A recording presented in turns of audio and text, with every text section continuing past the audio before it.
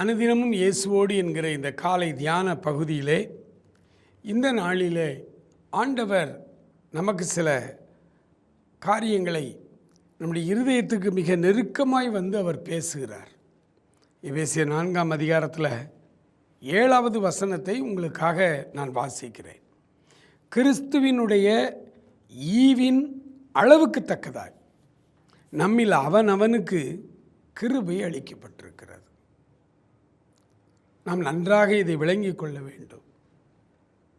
ஆண்டவர் எல்லாருக்கும் ஒரே வேலை கொடுக்கல.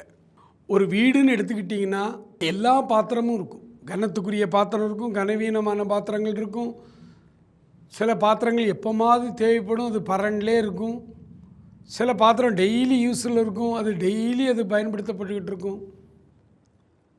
இப்படித்தான் ஆண்டவர் நம் ஒவ்வொருவரையும் வித்தியாசமான அவருடைய திருப்பணிக்கென்று நம்மை அழைத்திருக்கிறார். அதற்கு ஏற்ற கிருபைகளை அவர் தருகிறார். எனக்கு அந்த வரம் உண்டு, இந்த வரம் உண்டு, இல்லை.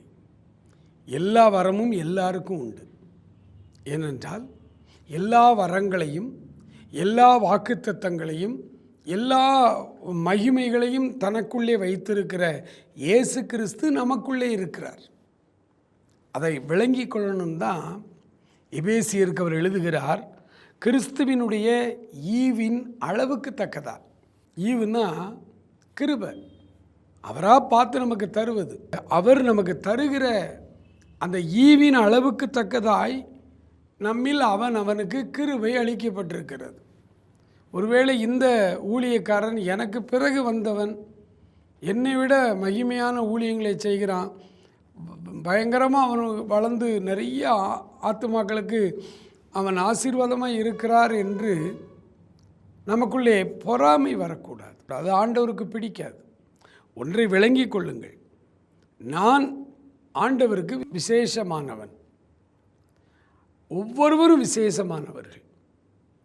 ஆண்டவர் அவனுக்கு கொடுக்கப்பட்டிருக்கிற கிருபையின் அளவுக்கு தக்க அவர்கள் இயங்கி கொண்டிருக்கிறார்கள். ஆகவே ஆண்டவருடைய தோட்டத்தில் வேலை செய்யும் பொழுது இந்த வேலை நல்ல வேலை, இந்த வேலை நல்ல வேலை இல்லை, அப்படி இல்லை. ஆண்டவர் அவனுடைய திறமைக்கு தக்கதாய் தாளந்து கொடுத்தது போல அவருடைய ஈவின் அளவுக்கு தக்கதாய், அது அவருடைய மனசு, அதுக்கு தக்கபடி நமக்கு கிருபை கொடுத்திருக்கிறார். ஆகவே ஒருவரோடு ஒருவர் நாம் ஐக்கியப்பட முடியாமல் இருப்பதற்கு இது ஒரு பெரிய காரியமாக இருக்குது. இது எபேசியர்களும் அதே போல் தேவனுடைய திருச்சபையாராகிய நாமும் விளங்கி கொள்ளுங்கள், புரிந்து கொள்ளுங்கள். யார் மேலும் பொறாமை கொள்ள வேண்டாம். ஒருவேளை உங்களை அநேகர் இழிவாய் நினைத்தாலும் நீங்கள் கவலைப்படாதிருங்கள். கடவுளின் ஈவின் அளவுக்கு தக்க எனக்கு கிருபை இருக்குது.